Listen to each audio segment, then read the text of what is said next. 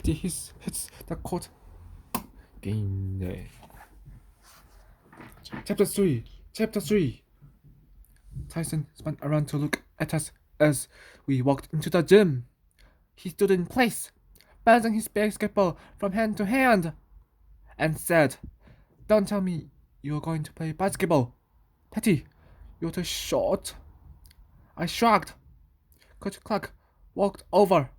"Tyson, keep practicing your layups. Layups." He boomed. Then he looked at me with a smile. "Glad you've taken up my offer. Petty, good to see you too." "Josie," Coach Clark looked like a giant standing on the court in his tracksuit. I thought it would be good to have a try. I said, "Go and grab yourself a basketball each and run a few laps dribbling around the court." "Dribbling?" Josie asked. "Bouncing the ball." Coach Clark explained. I thought it sounded easy enough. While Josie put her long curly hair into a ponytail, I took off. I found dribbling a whole lot easier than bouncing a football.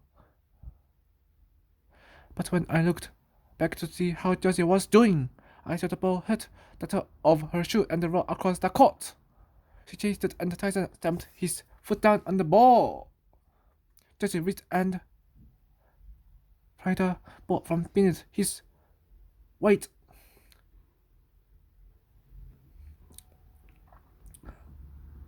"Come on, Josie, have another go," I told her. But Boris gave her an encouraging thumbs up.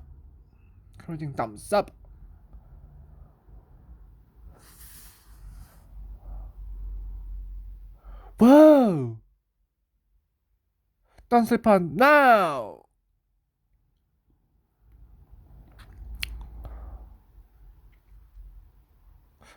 "Josie!" Tyson laughed. But by the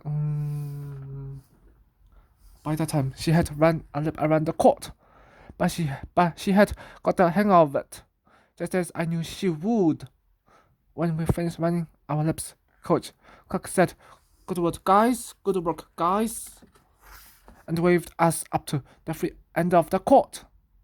Basketball is all about scoring points and stopping the other team from scoring, Coach Clark explained. Josie launched the ball at the basket. It hit the hoop and bounced back, almost taking Coach Clark's head off. "Easy." "Tiger!" he said with a chuckle as he caught the ball in his huge hand. No shooting yet. I just need you to listen. What I'd like you to work at is what's called a layup." Coach Clark bounced the ball towards the basket and then threw it. It hit the board and dropped through the hoop. Can you see what I did there?" he asked. You scored a basket." "Woo!" Josie answered, throwing her arms in the air. "Thanks, Josie," he said with a smile. But then he turned serious. "But how did I score it?" "By bouncing it off the board thing," I said. "That's right. It's called a backboard. When you're doing a layup, if you running on an angle, and get the ball to hit the top corner of the square on the backboard, the ball has the best chance of going in. It's at least 20% more likely to go in," Boris said. Josie and I looked at each other, and she rolled her eyes. Boris put these stats from nowhere sometimes. But still, it sounded easy enough. "I want you to stand right here." Coach Clark said, and have a go at making the ball hit the corner of the square. The trick is making your upper arm parallel to the ground.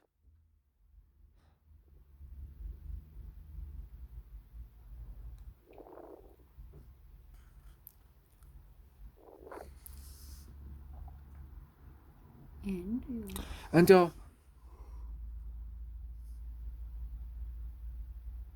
forearm vertical, sitting the ball comfortably on your hand and balancing it with the other. Then pitching the ball double up.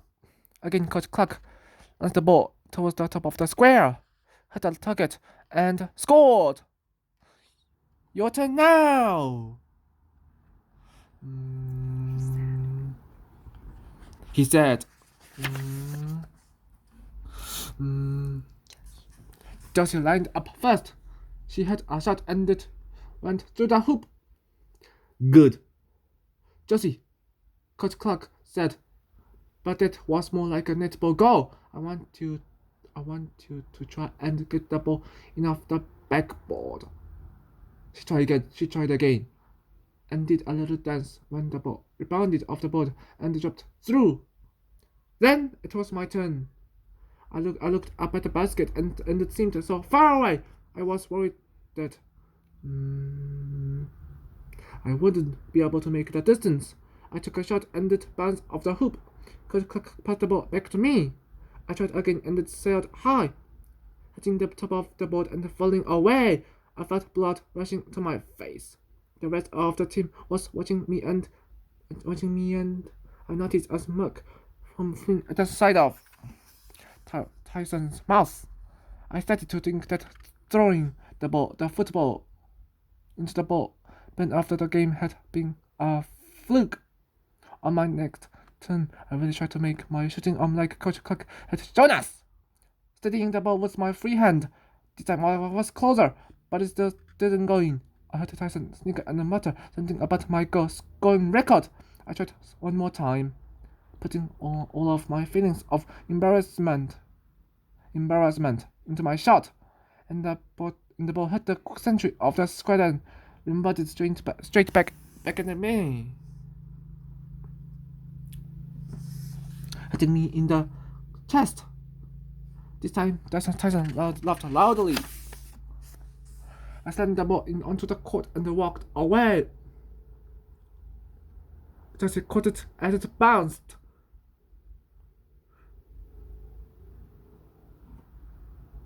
Come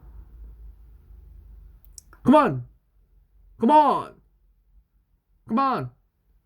Patty, Coach Clark said, it's just a matter of practice.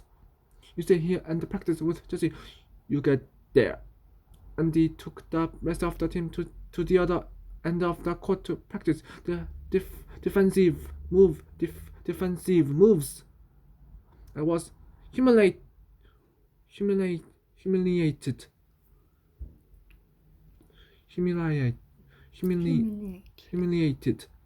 I was never the one who struggled playing any sport, but it just didn't give me time to feel down.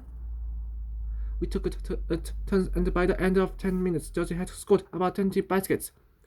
Also, I had only scored 2. She told me I was doing well. Having Josie at the first tryout with me made me feel more confident.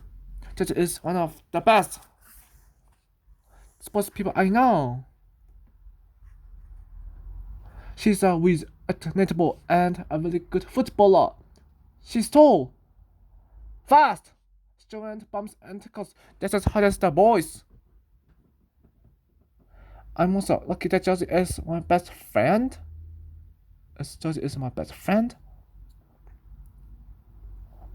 Her parents moved to Canberra from the Torres Strait Islands at the same time as my family. She has always called me Bella brother and cheers me up whenever I'm down. She never gives up and never lets me give up either. Coach Clark blew his whistle. Okay. How about a scratch match?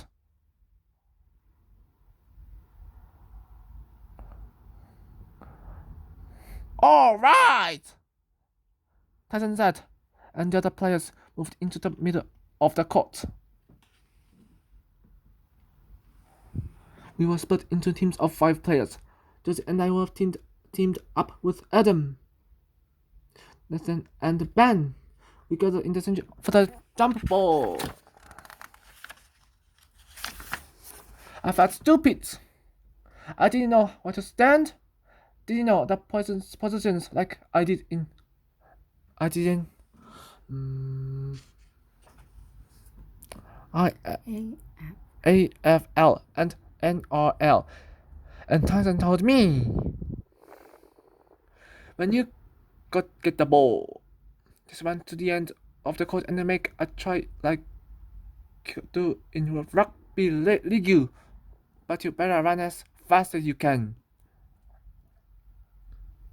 Cause I'm going to catch you. Nathan went in for the jump ball. He sometimes played rock with boys at footy.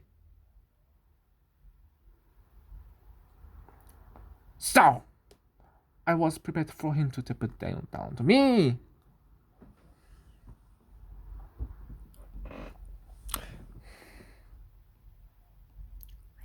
When he did, I started running with the ball as fast as I could towards the basket. Coach Clark blew his whistle and called out. Travel, and made a signal with his hands, rolling one over the other. Everyone was laughing at me. Even Coach Clark. I had no idea what was wrong. And the coach explained, you have to bounce the ball. You have to bounce the ball. Patty, you can't run with it unless you're bouncing it. Tyson ripped the ball out of my hands. Let me take care of that for you. He said what felt false sweetly. He passed it to Tiago, and they were off. When Coach Clark blew the whistle at the end of the session, Tyson threw his arm around my shoulder and said, "Looks like I don't have to worry about you being better than me at basketball." I scored at him but couldn't think of a comeback. The truth was, he was right. Tyson was a star at basketball, and it was hopeless. You did well, Coach Clark said. So did Josie.